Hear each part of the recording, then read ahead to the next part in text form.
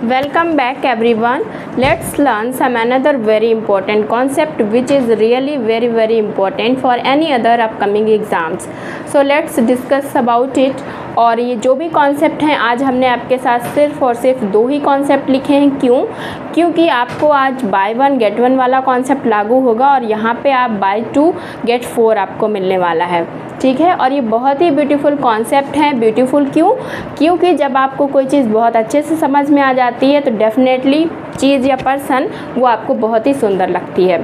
Similarly यहाँ पे भी हम यही चीज़ लागू करेंगे और आपको ये कॉन्सेप्ट बहुत ही अच्छे से समझ में आने वाले हैं, तो आपको भी ये कॉन्सेप्ट बहुत ही ब्यूटीफुल लगेंगे।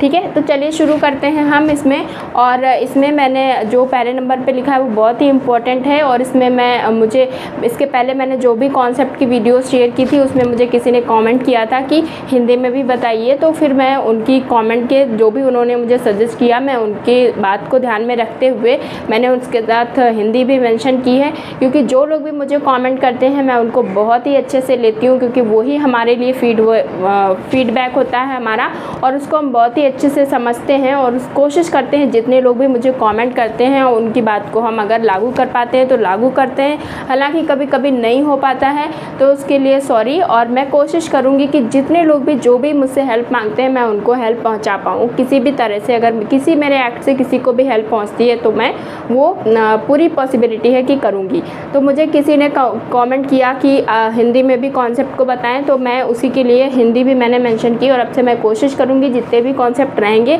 उनकी हिंदी भी शेयर करूँगी। हालांकि थोड़ा सा प्रॉब्लम हो जाती है, मैंने इंग्लिश में कुछ कॉन्सेप्ट इसलिए बताए थे क्योंकि इंग्लिश में ईजिली फाइंड आउट हो जाता है। रैंडमली हम देख लेते हैं कि पॉइंट ये है तो इसका आंसर ये हो गया, लेकिन जब हिंदी रहती है तो हिंदी में क्या रहता है कि वो बदल जाता है, मीनिंग सिनोनिम बदल जाता है, तो कई बार ये होता है कि नहीं समझ में आ पाता है। तो इसलिए मैंने वो कॉन्सेप्ट्स को इंग्लिश में ही रखा था क्योंकि वो बहुत ही डिफरेंट थे, यूनिक थे, तो उनको मैंने हिंदी नहीं मेंशन की थी। लेकिन अभी से मेरा यही रहेगी कोशिश कि मैं उनके साथ जो भी कॉन्सेप्ट रहे हैं उनकी हिंदी भी मेंशन करूँ। तो आप लोग इस तरह से कमेंट करते रहेंगे तो मुझे भी सजेशन मिलता रहेगा और फिर मैं उस पर काम करती रहूँगी। तो चलिए उनके कमेंट को मतलब ध्यान से लेते हुए उनकी बात को ध्यान में रखते हुए मैंने स्पेशली उनके लिए ये काम किया है और हिंदी भी मेंशन करी। तो जैसे कि आप देख पा रहे हैं मैंने यहाँ पे लिखा है व्याख्या, साथ में भी क्लियर ना विजिबल हो रहा हो तो मैं यहाँ कर दूँ।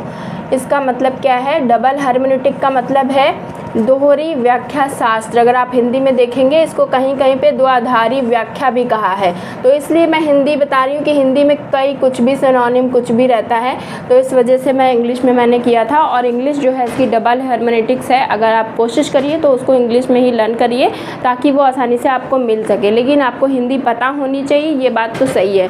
तो डबल हार्मोनिटिक्स क्योंकि बहुत ही इंपॉर्टेंट कॉन्सेप्ट है, ऑलरेडी प्रीवियस ईयर एग्जाम में पूछा जा चुका है।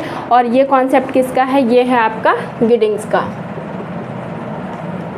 और इसमें क्या होता है कि इन्होंने जैसे एक जो दैनिक लाइफ में कॉन्सेप्ट्स रहते हैं और एक सोशल लाइफ के जो भी कॉन्सेप्ट रहते हैं उनको लेकर व्यक्ति चलता है, तो इस तरह से वो क्या होता है दो आधारी व्याख्या हो जाती है या दोहरी व्याख्या शास्त्र हो जाती है। और ऑलरेडी उन्होंने व्यक्ति एंड सोसाइटी दोनों को ही प्रॉपर इंपॉर्टेंस दी है, दोनों को ही लेकर बात करते हैं, तो वही डबल हार्मोनिटिक्स है, वही गिडिंग्स का कॉन्सेप्ट है। ठीक है, तो इस एस्पेक्ट में ये बहुत ही इंपॉर्टेंट रहने वाला है।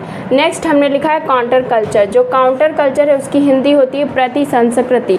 ये बहुत ही इंपॉर्टेंट कॉन्सेप्ट है और इसके साथ ही मैं ऐसी चीज़ शेयर करूंगी जो आपको बहुत ही बेनिफिट पहुंचाएगी। तो चलिए इसको लर्न कर लेते हैं। सबसे पहले जो काउंटर कल्चर में जो बात है वो उसमें सबसे पहले नंबर पे आएंगे मिल्टन इंगर।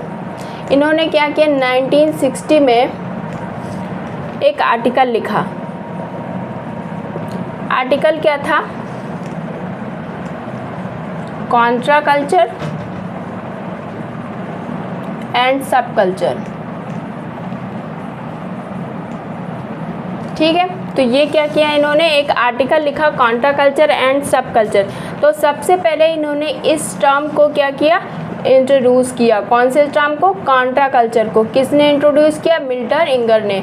तो ये चीज़ आपको क्लियर हो गई। सबसे पहले किसने इंट्रोड्यूस किया? कॉन्ट्रा कल्चर एंड सब कल्चर। एक आर्टिकल लिखा 1960 में मिल्टन इंगर ने।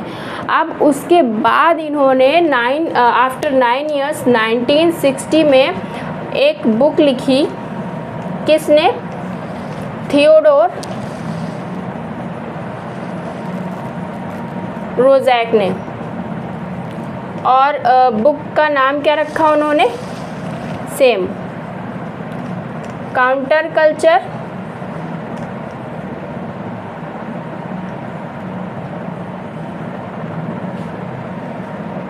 द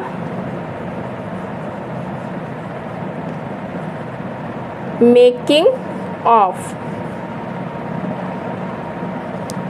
ऐसे क्यों लिखा मैंने, ताकि आपको बहुत ही अच्छे से लर्न हो पाए।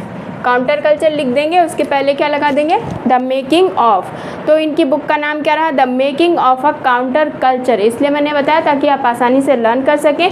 तो the making of a counter culture, अब जब इन्होंने बुक लिख दी, सॉरी, आफ्टर 9 years 1969 में, तो क्या हुआ, ये वाला जो वर्ड था वो पॉपुलर हो गया, क्योंकि ये तो आर्टिकल ही लिख पाए थे।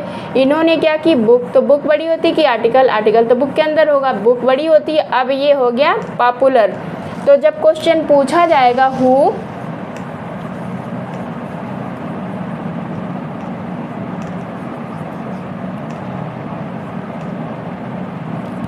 पॉपुलराइज्ड या पॉपुलराइज्ड बाय काउंटर कल्चर, तो आपका आंसर क्या हो जाएगा, थियोडोर रोज़ेक। तो काउंटर कल्चर जो शब्द था उसको पॉपुलर किसने किया है, थियोडोर रोज़ेक ने, क्लियर। और जो काउंटर कल्चर था वो टर्म किसने दिया था, इंट्रोड्यूस किसने किया था, मिल्टर इंगर ने। इनका आर्टिकल क्या था, काउंटर कल्चर एंड सब कल्चर।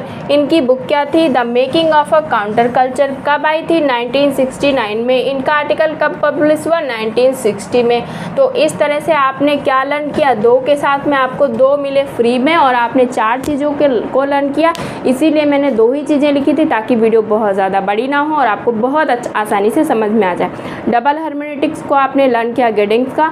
काउंटर कल्चर की जब बात होगी तो जो टर्म था वो इंट्रोड्यूस किया था सबसे पहले मिल्टर इंगर ने, काउंटर कल्चर और सब कल्चर, उनकी जो आर्टिकल था उनका 1960 में। और अगर पूछेगा इसको पॉपुलर किसने किया या पॉपुलराइज्ड बाय किस, कौन हो जाएगा काउंटर कल्चर में, तो वो हो जाएंगे थियोडोर रोज़ेक। और उनकी बुक जो थी वो थी the making of a counter culture. तो इस वजह से काउंटर कल्चर को जो पॉपुलर करने का काम किया वो थियोडोर रोज़ेक ने किया। तो ये बहुत ही इंपॉर्टेंट चीज़ है, आपके साथ मैंने डिस्कस की, और आप भी इसके बहुत अच्छे से नोट्स बना लीजिएगा, नोट डाउन कर लीजिएगा, फ्यूचर में आपके बहुत ही काम आएगी।